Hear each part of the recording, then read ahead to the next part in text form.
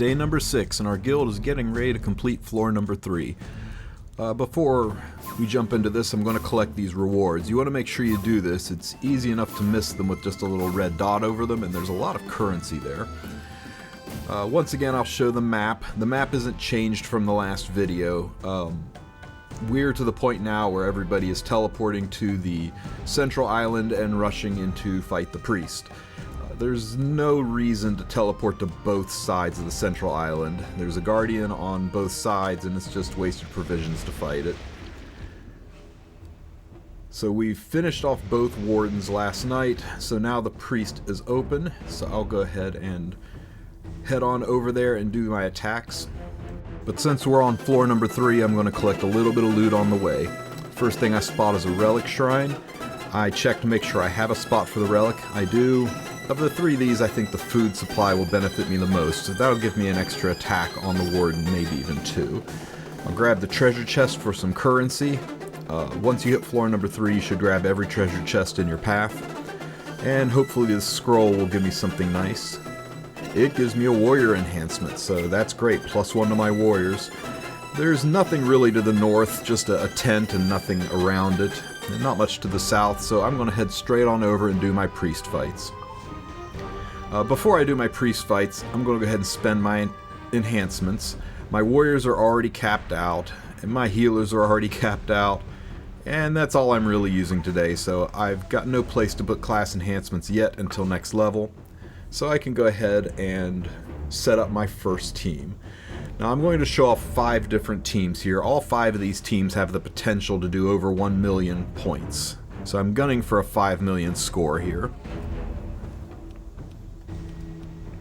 The priest has the same skills as the priest on every prior floor. So if you're familiar with the priest's skill set already, you can skip this part, but basically you want to have a defense breaker, a stripper, multiple sources of cleanse, an attack buffer, and some serious damage. I know it's a lot, but these are some teams that should work well. Now, these teams are all centered around a warrior, soul weaver combination of class enhancements. If you went with a classification other than warriors, that's fine. Just look for mages or thieves or whatever class you specialized in that have very similar skill sets, similar sources or resources. If I'm using a pure DPS warrior, then you want a pure DPS mage. If I'm using a warrior that does defense breaks, you want a mage that does defense breaks, or thief, and so on. So this first team is one that I've just been tinkering around with. It didn't work so well last time because my warriors weren't high enough level to support it, but hopefully it'll work a little better this time. I'm picking up Fire Achates. She's got a fantastic combination of healing and cleansing. I'm going to pick up Fire Khawazu. He has got a self-cleanse, he has got a defense break on his S3, and he's loaded with burns. I'm going to pick up Sinful Angelica for the dual attacks. And I'm going to pick up Fire Khawazu because he's got a strip on his S3, so when we get to that second phase where the boss has a priest has a counterattack buff, he can strip that. I put Rod of Amaryllis on Achates. Fire Khawazu I had on Junkyard Dog, though I meant to put him on Cradle. I put Junkyard Dog on Inferno Khawazu, so I've technically got 2 Junkyard Dogs running. Cradle of Life just has a slightly higher chance to proc. There's nothing wrong with 2 Junkyard Dogs. Sinful Angelica I put on Prophetic Candlestick to hopefully help her spam her S3. She only has 140% effect resistance, so I probably should have put Bastion of Hope on her to keep her immortality from being stripped, but it is what it is. You want to always check your imprints, make sure you're giving the best possible resources to your entire team. Usually AoE imprints are better, but this one's not that great, so I'm going to leave it on the self imprint.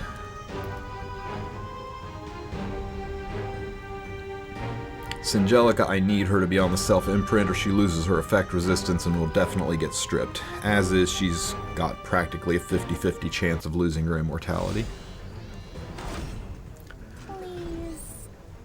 So remember that you need to save 1 cleanse for the second attack of the priest. The second attack of the priest is the one that puts seal and defense break on your whole team.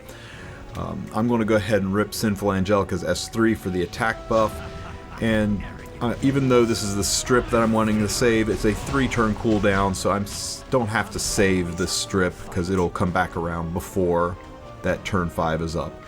I'll use the S3 to get some defense breaks, and this is the important part. Do not rip Achates' S2 here. I'm sorry, do not rip her S3 here. You need to save that to cleanse the BS that the boss does next turn. So I'm just going to use an S1 for an attack break, which did not stick.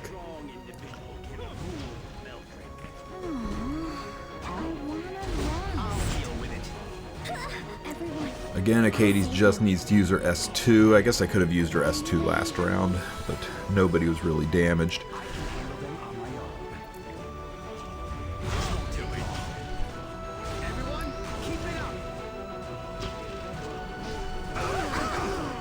And there's the seal and defense break attack. Didn't really hit that many people, but it's still important to get that defense break off because it's hard to survive this fight without it. As I feared, he stripped Singelica's immortality, but I'm able to heal and cleanse all of the debuffs and bring my team back up to full health, and that will let me proceed on in the fight rather than dying right here. Again, I'm saving Inferno Khawazu's S3 to strip the counterattack buff, which is coming next.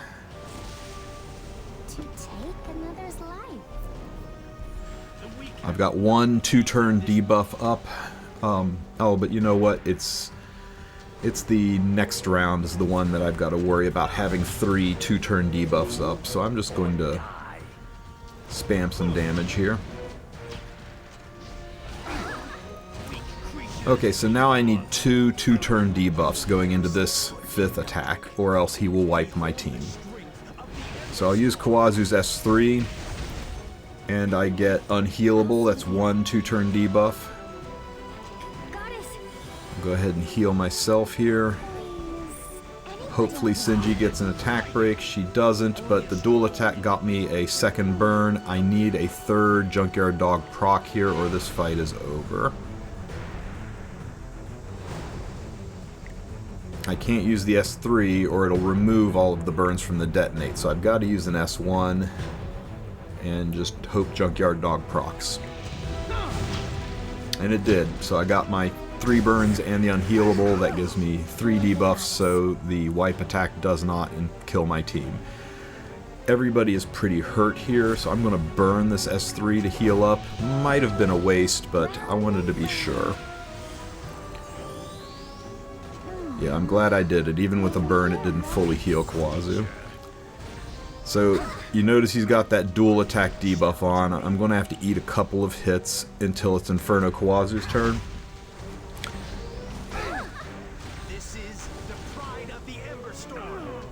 Now with Vigor, it's a 100% chance to strip. Off goes the counterattack buff, and that's going to let me push a little bit further into the fight.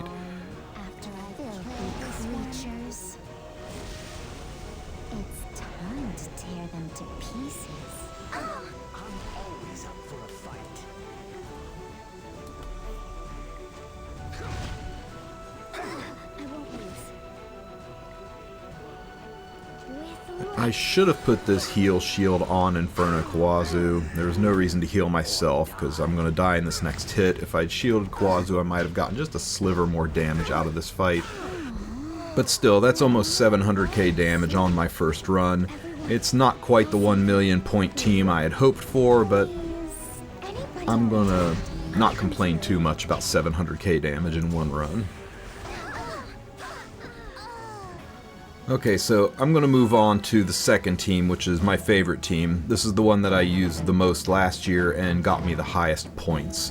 In fact, last year I oftentimes teleported back to a healing statue to bring this team back to life so I could do it twice. Don't have that luxury here, but this is the team. Fire Ken, who is an absolute god in Ancient Inheritance. I'm going to use Emilia for my healer. I'm going to use Yufine for my stripper. And I'm going to use Conqueror Lilius for some dual attacks and vigor buff, because when Ken gets a vigor buff, he does extra damage. Now this early on I probably should have put Portrait on Ken, but Symbol works fine too. I put Rod on Emilia because her healing is already kind of weak and I wanted to boost that. Yufine I'm putting Junkyard Dog on because I want those extra 2-turn debuffs to try to get past that wipe phase. And Conqueror Lilius, I went ahead and put Cradle of Life because it's got a higher chance to proc than Junkyard Dog. Now let's see if this team performs as well as I remember it.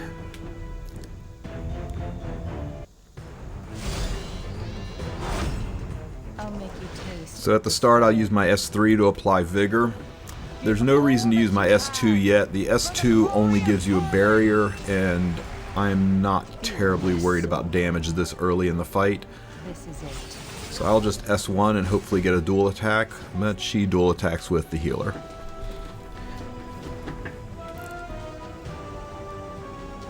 I could just S1 here and hope for a dual attack, but I'm going to go ahead and push Conqueror Lilius up some more to try to keep her skills cycling, maybe get one more dual attack. And she dueled with Yufine this time, and Yufine got a defense break off her S1. That's fantastic. Now, her S3 does extra damage when there's a buff, and her S2 has a strip. That's part of what makes Yufine so great for this fight. Her S1 does more damage than her S2, and I'm going to save her S3 for the strip. I'm still waiting for that turn 2 seal and defense break combo before I use Emilia's S3, so I'm going to hold off on that. That's a lot of damage. So he's got an attack buff on him, so I can use my S2 skill here and strip that attack buff and make him hit a little less hard next round, which I think is important. I normally like to save Ken's S2 for when I have a soul burn ready because it's an extra turn. But with the defense breakup, I'll go ahead and unleash his S3 because it does really good damage. It was almost 90k damage. Emilia's ready with her cleanse. Unfortunately, it's not a full cleanse. It's only going to get rid of a couple of the debuffs. And it leaves a poison and a defense break in place. I'm not too worried about the defense break on Conqueror Lilius. I think she can take it. She's got pretty high base health. There we go. So next turn is the wipe phase. So I need to save my S3 on Yufine so that I can strip the counterattack buff after that. I will go ahead and get Vigor back on everybody and hopefully increase the attack down, which I did. I could have S2'd here for the barrier, but the S1 into the Soul Weaver was just as good. So I'm going to push Yufine up simply because I want her debuffs. Because after this attack is the phase I've got to worry about the wipes. Sad that I don't have any defense breaks, but I'm still going to burn for the extra damage.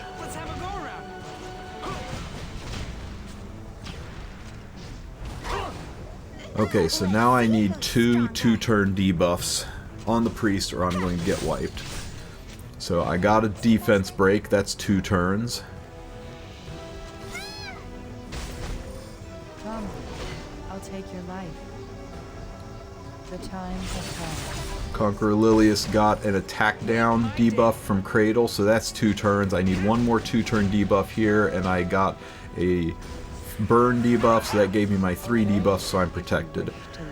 Now I don't want to eat a counterattack this low in health, so I will go ahead and use my S2 to barrier up, and this is what I was saving Yufine for. This will strip that dual attack, or that counterattack, and do over 100k damage in one hit. That was without an attack buff. So I'm going to push Yufine back up again so that she can get another hit in and hopefully get a defense break, which she did.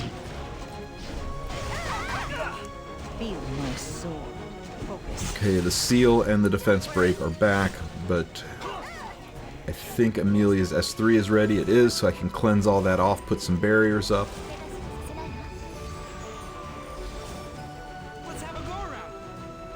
Wish I had burn here. I'm just 1 soul short of being able to burn this attack. That's tragic. I'll make you taste despair. Not fear death. Seizing victory is seizing the future. Hopefully this duels with a damage dealer and not with the healer. Nice. Okay, so this is the last round. His next attack guarantee wipes my team, so there's no reason for sustain, there's no reason to burn this heal skill. I just need to push up somebody who can do damage. Now, Ken and Yufine are guaranteed going to get an attack, so I'm going to push up Conqueror Lilius. I thought about giving an attack buff to Ken, but I figured the extra dual attack would be worth it. As long as she doesn't dual attack with Emilia. Nice. So that was worth the push. I got an extra 70k out of that hit. And Ken finishes the fight with a massive S3 for another 70k damage.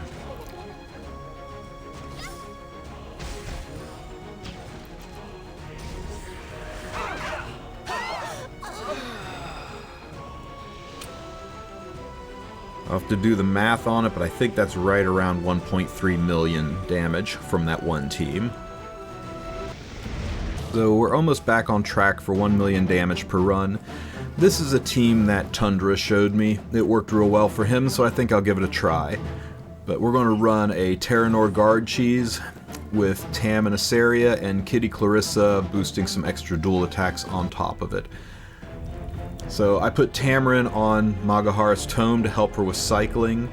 In hindsight, Doctor's Bag probably would have been better. SongOfStars on Iseria for extra chance to debuffs and more damage. I got TaranorGuard on Junkyard Dog for extra chances to burn, because I'm a little bit low on debuffers with this team. And I got Kitty Clarissa on Cradle of Life again for more chances at debuffs.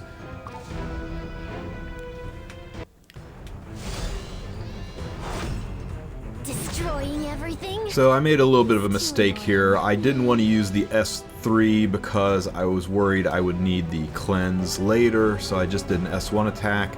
Since Iseria is going going after Tamarinne, there was no reason for me to not S3 and get some dual attacks going there, so I really shortchanged this team by about 200k damage. Almost everybody gets to waste an attack. Iseria resets Tamarinne and does her S3 to try to get target and defense break.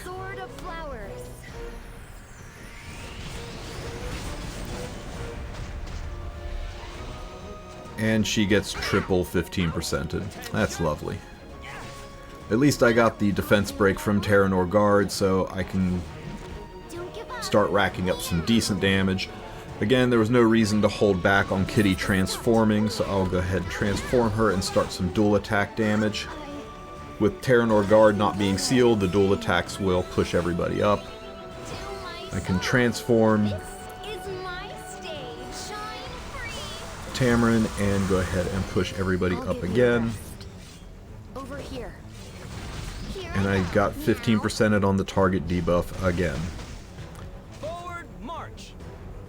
Ugh, there's a seal on TaranorGuard. That's rough.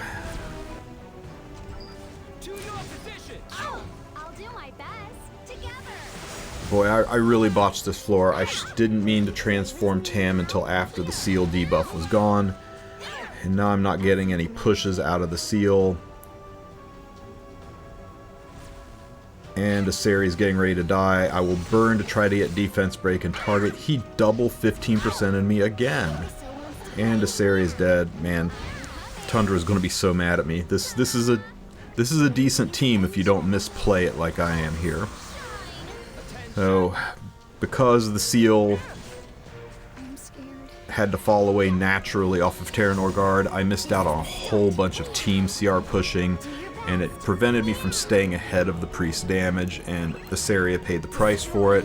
Without Iseria here to reset Tamarinne, Tamarinne's not a very good unit to have on the team.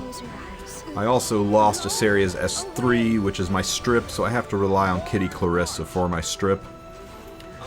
Somehow I'm still alive on this team, but I suspect this is going to be the end of the run because I need 2 debuffs on the priest to avoid being wiped. I've only got blind, I'll go ahead and push everybody up. Maybe get one more attack in. Oh, wow, the 3 debuffs stayed on. Okay, so I survived.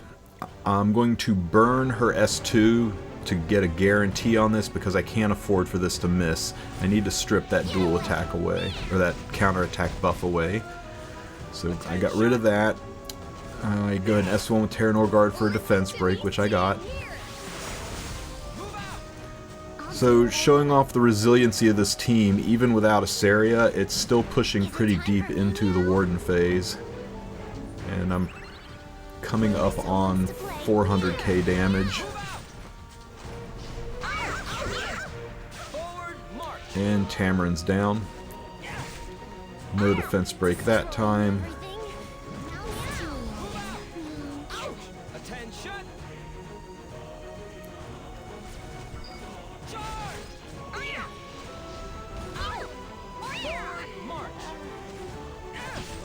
And now it's the white phase, so I'm dead. But I tell you what, that was just shy of 800k damage. As mishandled as it was, this team would easily have pushed over Emilia if I had fought it properly. Okay, I'm going to try one other outside of the box kind of team here. I'm going to take Blue Chloe because she's got a 3-turn debuff that can't be resisted. I'm going to take Lots because he can push the team around and is an actual pretty good healer in this. Now, I did one critical screw up. I put Lots on Rod of Amaryllis and he needed to be on Doctor's Bag.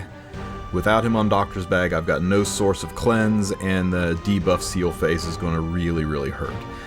I put Chloe and Helga on debuff spamming artifacts and I stuck Luna on Symbol to do extra damage. I'm really kicking myself over not putting Doctor's Bag on Lots. It really bricked this run, which probably would have been my highest scoring run otherwise. So I'll go ahead and attack buff everybody with Helga. And I'll use Chloe's S2 to put Magic Nail on. I thought about saving this, but it's a 3-turn debuff on a 3-turn cooldown skill, so there really is no reason to save it. It's got 100% uptime. There's no defense break on target yet, so I will go ahead and use the S3 to establish a defense break. And I got it. Good.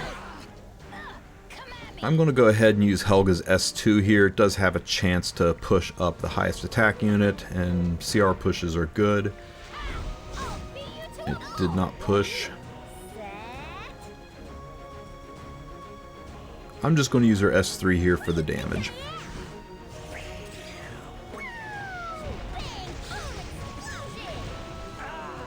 Not bad damage for a level 50 unit wearing crap gear. So this is where I'm starting to realize I have no way to cleanse the defense break that's heading on my way. So I'm going to go ahead and push up Chloe to make sure I can cycle that Magic Nail skill, do my attack, and oh god, he got it on everybody.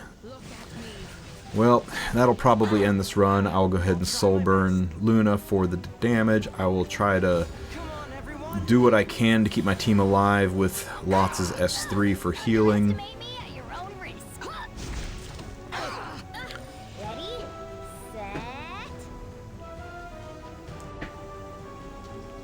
There's no reason to not do another Magic Nail here. First of all, I'm worried Chloe might die. And second of all, it lasts for 3 turns, which will eclipse that white phase turn where I need to have the buffs up. That's his 5th attack. Ah, darn. So I lost my healer. So this is going to be a short run. Wanna get started? Don't look down on me. Ridiculous. No souls to burn it. I just hope for a good series of attacks. I got a 4-hitter in. And there goes Chloe. There's no real reason to S3 here because I'm going to die on this next hit. I don't have souls to burn. If I had souls to burn, her burned S1 does more damage than her S3, but I'm going for the guaranteed higher damage, so I drop her S3 in.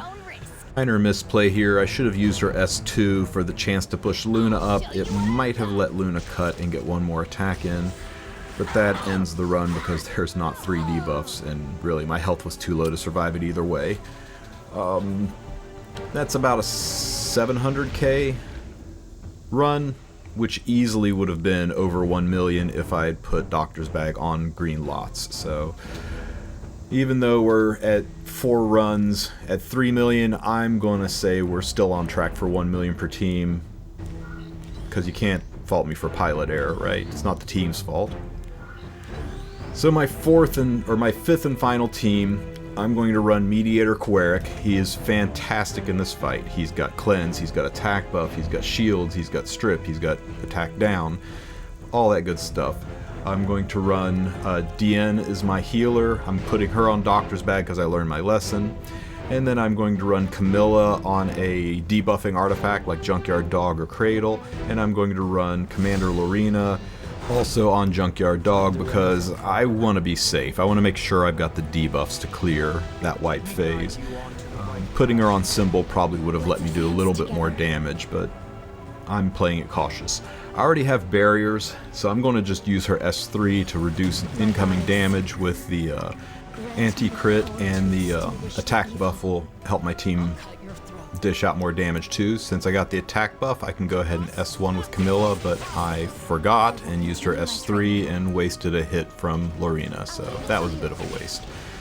I also would have deprived myself of a defense break if I hadn't gotten a lucky dual attack from Camilla there off of CLorina, so at least I've got a defense break up. I'll go ahead and S2 to cleanse everybody and get a barrier up. I'm just going to S1 with MediatorKawerik because I don't need the attack buff yet, and I need to save that cleanse for next round to get rid of the seals. So now we start getting the pushes with CLorina. There's the seal and defense break, but I'm ready for it. My MediatorKawerik's turn is up. And this is nice because that last attack also stripped. This reestablishes the attack buff so my Camilla can start dual attacking again.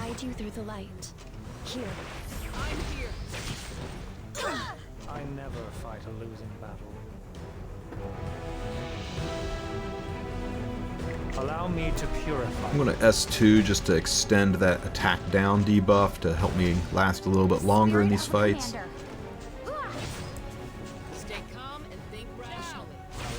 I need to start thinking about how I'm going to get 3 debuffs since I used up that S2 skill. Resisted the Cradle of Life, unfortunately. I'll go ahead and use CLorina's S3 whenever you get a chance. It does a lot of damage. It was over 100k damage. Cycled around and gave me 1 extra attack. That's nice. Okay, so I am to the wipe phase. I need to establish 3 debuffs or he will kill the entire team. So unlucky on both of those attacks. No Junkyard Dog proc 3 times in a row. Nothing out of Conqueror Lilius. I might not be able to get 3 debuffs up, so I'm going to just barrier up and hope for the best. Oh my goodness. Everything's getting resisted. So there's no way I survive this. Yep. It didn't have a single debuff, so his damage was super amplified. Even with anti-crit, it just tore right through me. Would have been substantially higher scoring if I hadn't gotten killed by 15% over and over and over again. I think that team is easily a 1 million point scoring team. You just have to rely on a little bit of luck and not having all of your debuffs resisted. But hey, when the entire strategy is based around landing debuffs, RNG is what RNG is. So I hope you enjoyed this video and it helps you clear out your priests on floor 3. These teams work on priests on any floor. If you have any questions, ask them in the comments section, and if you enjoy the content, consider giving a like and maybe a subscribe. Have a great weekend, everybody.